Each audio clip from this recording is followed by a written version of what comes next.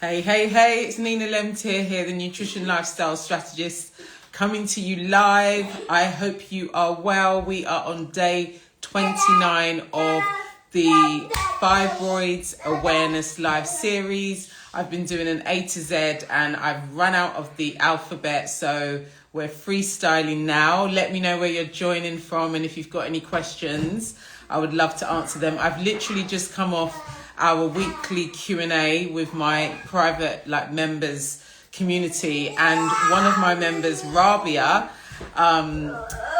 just going by her symptom significant reduction and how she feels and the reduction in tummy size. She feels like she won't need surgery, fibroid surgery. And I'm just so obviously I'm going to put the testimonial out. She's agreed I can share that part of our discussion. But what I'm just so amazed by is her progress and the fact that she feels so much better. Like, all her symptoms have significantly reduced, like they've gone, in her words, and she feels like she won't need surgery. Like, that's huge. And that's why I do this, because women really don't realize the power that they have, how you can help yourself as you wait on the waiting list for fibroid surgery or whatnot. It's really about empowering your body and your mind as you navigate. Hi, Chell from USA, Ghana, Sembags. Hi, thanks for joining. If you've got any questions, feel free to ask.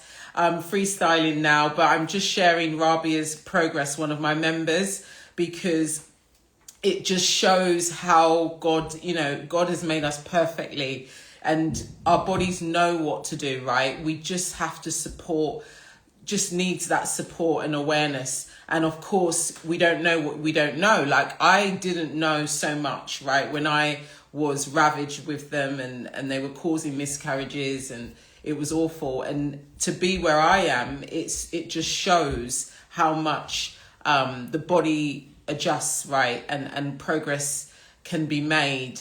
And what's even more special with Rabia is that she kind of started off in my workshop, and she kind of got sidetracked, and then she kind of had appointments with her gynecologist, doctors, etc. And now she's kind of on the waiting list, and now she thought, you know what, let me go for it again. And she's made so much progress again as she's waiting, because you've got nothing to lose if you're going to be on the waiting list anyway, right? And she just feels so good. And either way, the main thing is, if she has the surgery, she is in a much better position to not have reoccurrence, because what women often can experience is having the fibroid surgery and then having them grow back, and then it's like have the fibroid surgery again, and you can't keep doing that forever. Hi, Iodine. Can fibroids shrink naturally? Yes. Well, one of my members, Rabia, literally is experiencing this right now. I've gone through this. Many of my members and clients have shrunk their fibroids naturally. And yes, they can. Obviously, every woman's different, Ayinde, and fibroids, different locations. You could have multiple fibroids, right? One of them shrinks more than the other. One might not shrink, but the rest of them do. It's just, you can never know exactly, obviously, how it's going to go. But the main focus, I think, is addressing the signaling. So why is your body signaling for them to continue to be in growth mode, and addressing that so that they can shrink naturally, and your symptoms as well, if you're having them, will also shrink away as well. So yes, they can. Hi, Meb90s, you've just joined the Nourish Her app, haven't you? I think that's you in South Africa. I hope you're doing well. Did you do the food shop? 'Cause I know we did send a few messages. Have you done your food shop yet?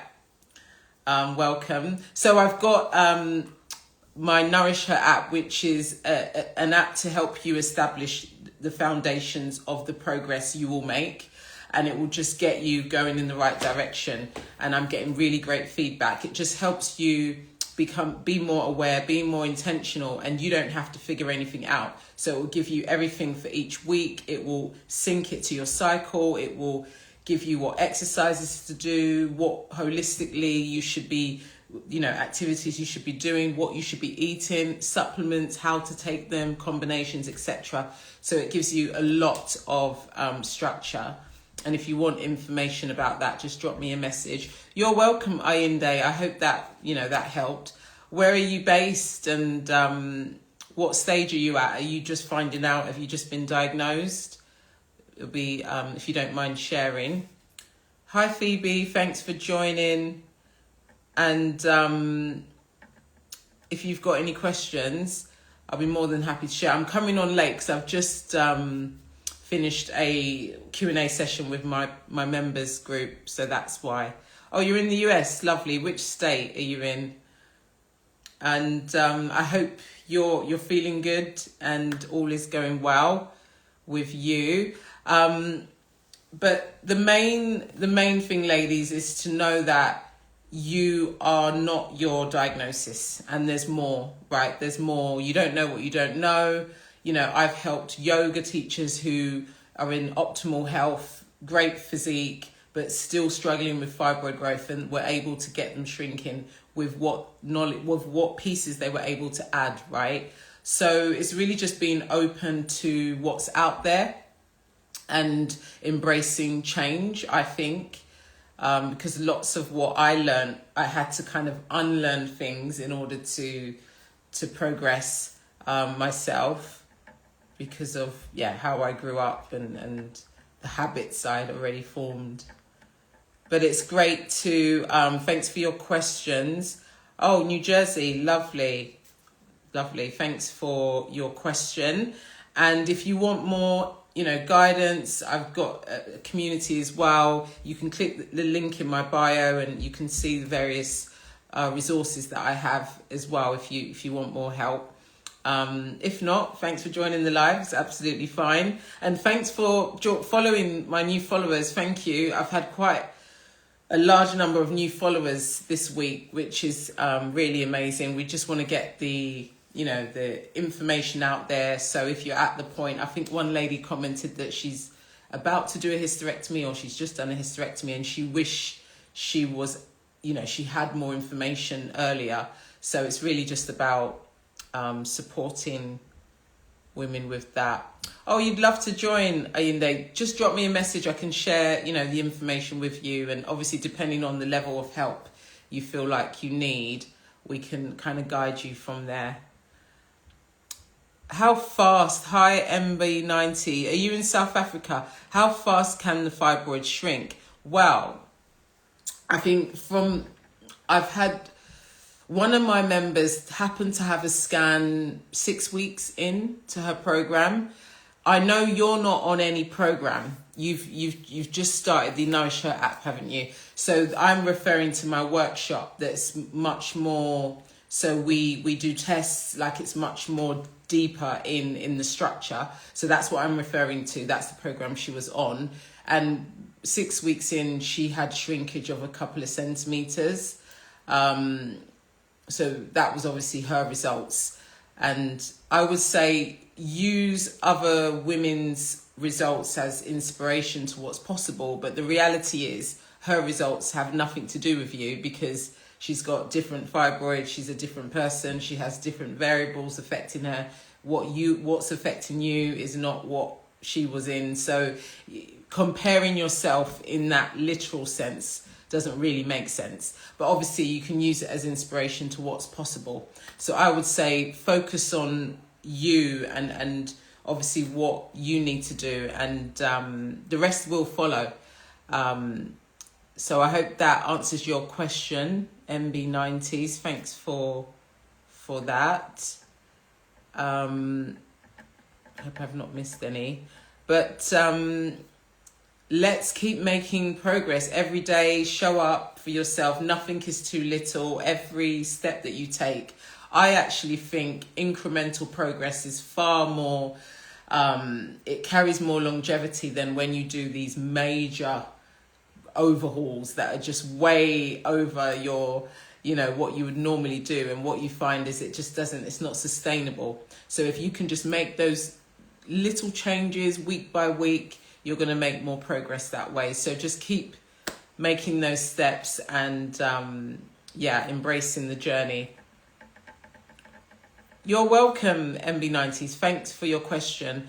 All right. Well, thank you for joining. I just wanted to share how amazing, like what Rabia shared. I'm going to put the video up on my YouTube. So if you want to hear directly from Rabia, you can.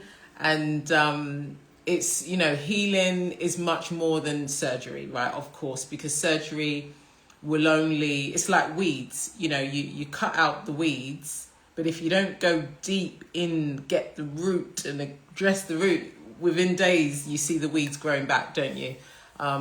So surgery is obviously a step that you can take, but it doesn't end there. There's more that you have to address to get long-term relief and progress. Where does one start to shrink the fibroids? So thanks, Phoebe, for your question. I would say start with analysing what your history looks like. So analyse, you know, are you genetically prone? What's happening in your family? Are women kind of in your, like, sisters, cousins, aunties? Have they had fibroids? So look at your risk factors, right? And then assess where you're at. So have the necessary tests, scans, etc., to know exactly what is affecting you and your situation with what they are. You know, some fibroids need to have a level of assessment because of how they look on the scans. You may need a biopsy. So look at your past, assess where you're at. Once you're clear on that, you've got the all clear, okay, you know where you're at, then you can now map out a way forward, you know, holistically, and of course work with your gynecologist as well, depending on what your goals are. So that's where I would suggest you start, Phoebe. Have you just been diagnosed? Just curious.